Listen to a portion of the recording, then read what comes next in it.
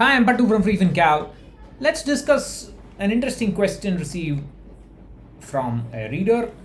So, he wants to know how much loss should he be prepared to face after starting investments in mutual funds. So, this is for a 15-year goal. And this is a very interesting question because everybody says past performance is not a guarantee of future performance. By that they mean that the nice returns that we see in the past need not be seen in the future. But past performance is very important for appreciating risk, because the risk that we see in the past, or at least the maximum risk we have seen in the past, is probably the kind of minimum we should expect in future. The future may hold a greater risk than what we have seen in the past, but whatever we have seen in the past, that's the minimum we should expect as the maximum risk in future. That's our expectation, but it could be higher. So that's where the past performance analysis in terms of risk is extremely important. So this question gave me a chance to do just that. So now, the person says, Sriram says that his asset allocation is 50% equity and 50% fixed income, and it's a 15-year goal. So now if I look at a 15-year investment duration and a 100% equity portfolio to start with, of course nobody's going to do that. Nobody in the right mind would do that, I should say. Then the maximum fall from a peak that a 100% equity portfolio over a 15-year duration has witnessed is 61%. That's the maximum drawdown. So that's the kind of risk that one should expect for a 100% equity portfolio. So within their equity portfolio, they should expect that. Of course, your loss in value is only one element of risk. The other is the actual loss in time. So something has fallen down. How long was it underwater? How long did it take to recover? And the maximum duration in the past was 40 months. That's 3 years and 4 months. Of course, it can be higher depending on how you look at the analysis and so on. So now if you use a 50% equity and 50% fixed income portfolio, you expect the maximum drawdown of the entire portfolio to be half of that 61%. So it's about 31%, or approximately 31%. That's the entire portfolio, not just the equity part. So if you have a 50% equity, 50% fixed income portfolio, in the past or a 15-year period, the maximum drawdown was 31% for the entire portfolio. And the entire portfolio was underwater, that is below a previous peak, for 22 months if the fixed income was gilts, and 27 months if the fixed income was FDs, because gilts have a volatility of their own. Because if you do rebalancing, then that will reduce the risk in the portfolio. That's why the underwater duration for gilts is a little bit lower than that of FDs. Of course, the taxation is better with gilts, so that makes it even more valuable. Gilt funds, I mean, not just gilts. So that's the kind of risk expectation that investors should have, and they don't. All people do is they say, I have started investing in mutual funds, I will get good returns in the past, I have to keep investing and so on. Well, I'm afraid that doesn't work like that. So in this, I have presented a risk asset allocation matrix. I would suggest you go to the community page of the channel, or you can go to the site freefincal.com and look at this risk matrix. So what I've done is, for different equity exposures, using gilts as the fixed income component, FD as the fixed income component, I have tabulated the maximum drawdowns. You can see for typical 60%, the maximum drawdown is 38% with gilts and 41% with fixed income, and so on. This is for different equity allocations. And I've also shown the time continuously underwater, that is the maximum loss in time for different equity allocations. And for 60%, you can see for gilts it was 26 months, and for FDs it was 32 months. So I'd suggest you go over to the article and have a look at that. I will now go on to talk about how to prepare ourselves for this risk. Of course, See, the thing is, you know there is a risk.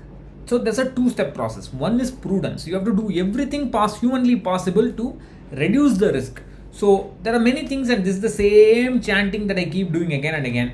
Know exactly when you need the money. Have a realistic estimate of inflation. Don't expect too much return from equity or debt. Don't forget about taxes. Choose an asset allocation with a good balance. 50 to 40% should be fixed income. Then compute the expected portfolio returns after tax for that asset allocation. Don't just use the equity returns in the goal calculator. I have just showed an example in the previous video. Then have a plan to systematically de-risk the portfolio with rebalancing and varying the asset allocation. I have shown in previous videos examples of this. You can have a look at that. Then learn how to review your portfolio effectively. Every year I present an audit and I post it here. You can just check that out. And so there are many resources at FreeFinCal for this. You must invest systematically. Don't worry about market conditions. I've kept saying this for several times over and over. Don't say, is this a good time to invest? Should I wait? And so on. That's just a waste of time. That's a big risk. Invest as much as possible. Increase your investment at least 10% every year.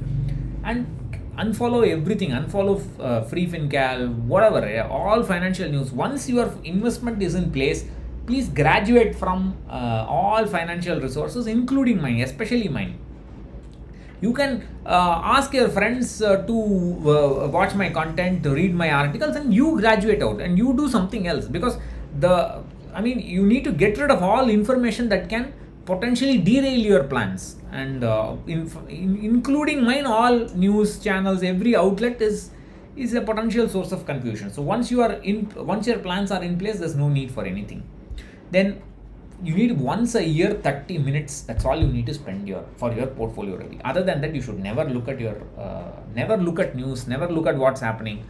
You shouldn't get flustered about it. So there's a bad news about Asian Paints. So Asian Paints going to crash. Should I? What should I do? Should I exit? You shouldn't panic for every thing that's going to happen. You have to just stay in the game as long as you know what's happening. And of course, you have to do a quick evaluation of the situation sometimes. I agree, but not for every. The problem is today there is no difference between opinion and fact in the news.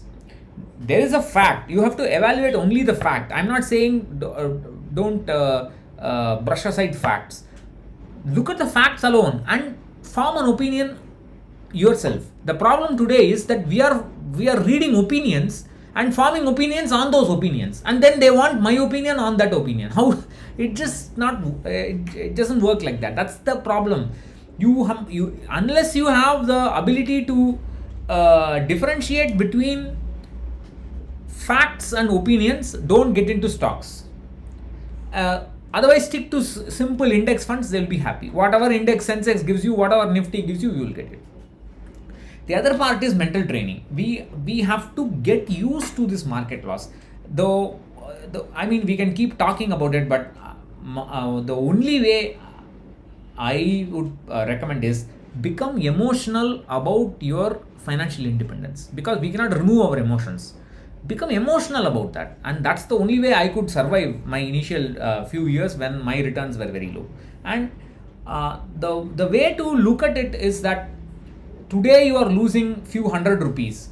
You must strive to lose few thousand rupees every day in the market, then few 10,000s, few lakhs, few crores every day in the market. That means you will also stand to gain that much every day, and your portfolio would be that much higher. And that's the only way to get used to loss. You must treat it equally with gains. Even if you get too much, if you get gains, you shouldn't become too happy. That's immature. You must try to balance it. Recognize that there are two sides of the coin, and aim for your portfolio to lose more and more. And that's when your portfolio will grow. I've shown this. This is called volatility bunching, as we have seen before, thanks to Siva from the Facebook group. These huge fluctuations in the portfolio have to be embraced. You have to get used to them, and that's the only way to get used to market loss and accept that fear. But accept that the possibility of loss, and that's the only way to eradicate that fear. But only after you have done everything possible prudently to minimize the fear, minimize the risk in the portfolio. Excuse me.